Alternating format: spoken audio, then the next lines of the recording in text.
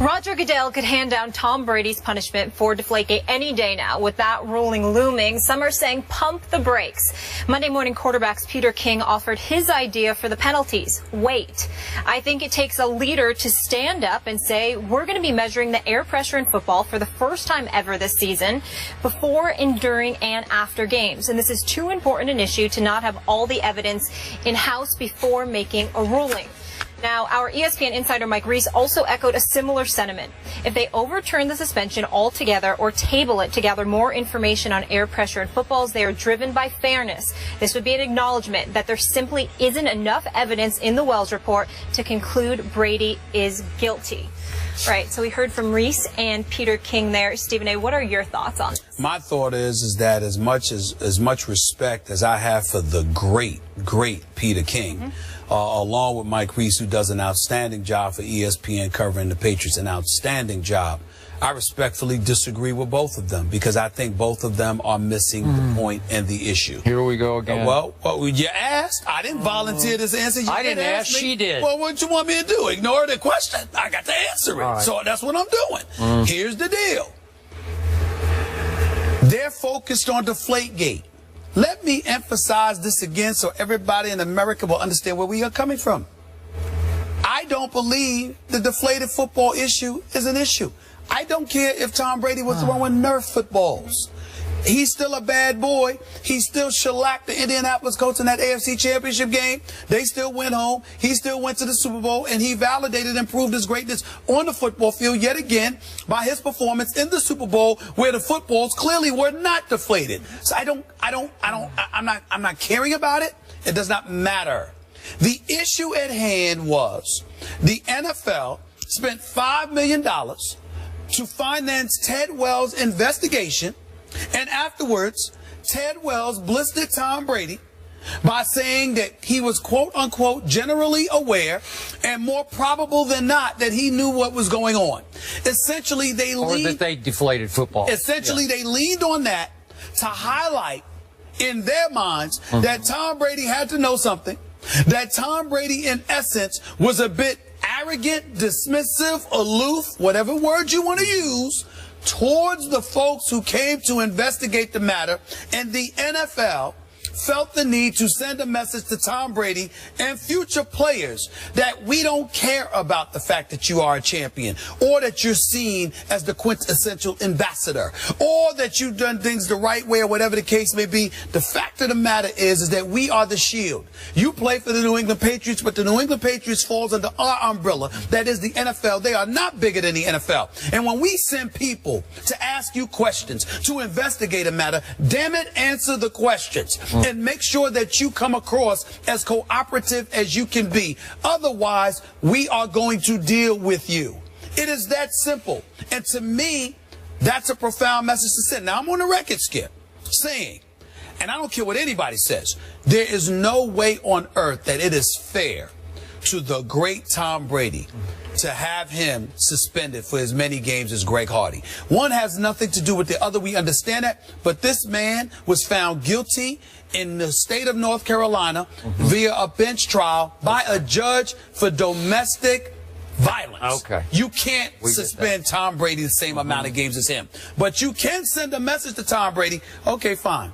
You didn't deflate footballs. But damn it, when we came to talk to you about it, you weren't cooperative, and this is the penalty that you get for that, 2 games. And if Tom Brady wants to go to court for that, good luck. Because I have a right as the league that I preside over. If I'm Roger Goodell, I have a right to sit there and say, I don't believe you were cooperative, and I don't appreciate your arrogance. I do have a right to do that. You keep saying this is the issue at hand when it's only your issue at hand. How is it my issue? That's what they wrote in the report. You keep changing the subject with a specious argument, is that not an off-target argument. I don't know. I think I read some reports alluding to that. How do we know what was said between Tom Brady and the league in the first time Troy that they Vincent's met? letter to Tom Brady, he didn't come across as accusing Tom Brady of being uncooperative. Am I supposed to believe Troy Vincent? We know he didn't give his phone, but a lot of people wouldn't give their phone. I don't think you would have given up your phone. I'm not giving my phone. Thank you very much. But I would give up. I would give up specific messages. But I got Giselle as my wife. You know, oh no, I'm not giving up my phone. Oh no. Look, if Stephen A. Smith were wrongly accused of something that you said you absolutely had no knowledge of, you'd be pretty uncooperative too. You'd say, I just didn't do it. I don't know what you're talking about. That would be your answer to the investigators. Yeah, but I would be prepared to answer questions in detail because I know I'm innocent. As opposed to coming across as vague, aloof, dismissive, or anything like that. Are we sure he came across like that? Well, that's what I they don't said. know. I'm just saying what they said. I don't know. Do I trust what Troy Vincent says? I don't know. Whoa. I don't know. You sat up here. He's a league man. Hold it, but you sat up here and said at the time that he was known as a man of high integrity. Troy Vincent, hold it. Troy Vincent's integrity. The first day I had to react to the Wells report, and I said, well, I guess this is it. But isn't it interesting? We have come full circle from that first day of, he's guilty, they got him red-handed, to, man, maybe we should rethink the conclusions of this report that said Tom Brady was generally aware and that the Patriots, more probable than not, deflated the footballs. That is nothing but flimsy evidence and a murky conclusion. And it took me a while to come to grips with that after I talked to people close to Brady who said he's so outraged he's going to go to court. I said it about the second day that we talked about it, and I've stood fully behind that in a way that the NFL keeps standing strongly behind a Wells report that I think is making the league look more and more foolish by the day. You can say that. So, back to the great Peter King. I certainly agree. He is among the best to have ever covered the National Football League. Without question. He is plugged into the league, and he has a long-term relationship with the commissioner, Roger Goodell. So, is it possible that the league wanted to float this prospect of tabling the issue for a year just to see how Stephen A. Smith might, not just you, but all the media people would react to it? Is it possible that this option is being considered by the league as we speak? Maybe we should just table for a year, let things simmer down a little bit. Let's not go to court and fight with our golden boy quarterback, Tom Brady. Let's just stop this for a while and put it on the back burner. Is that a possibility that's happening right now? Let me tell you why I don't believe it's a possibility. It would have been a possibility if the NFL hadn't already come down with its ruling of a 4-game suspension. But the bottom line is, as of right now, you have suspended Tom Brady for 4 games. So in order to table the issue, you then have to table the suspension. And if you table the suspension, it ultimately throws everything in flux. And it's egg on the face of the National Football League. And if they're not sure of Tom Brady's culpability in all of this, and that is the reason they suspended him, then they should table the issue, because that's unfair to Tom Brady. But I repeat this again. If indeed you suspended him because you deemed him uncooperative, that's a different issue. Now, we're sitting up here. We just had Steve Spurrier. We're going to have the coach at Florida Gators here in a little bit. You know, we got the SEC commissioner over here. Honored to meet him, by the way. We've got all of this stuff going on. Well, why? What's the second biggest sport in the nation? It's college football, some would argue. College football, not the NFL, but college football. You got kids on the come up. You're talking about culpability. You're talking about being responsible. And when you have dominion over a league, you are the boss.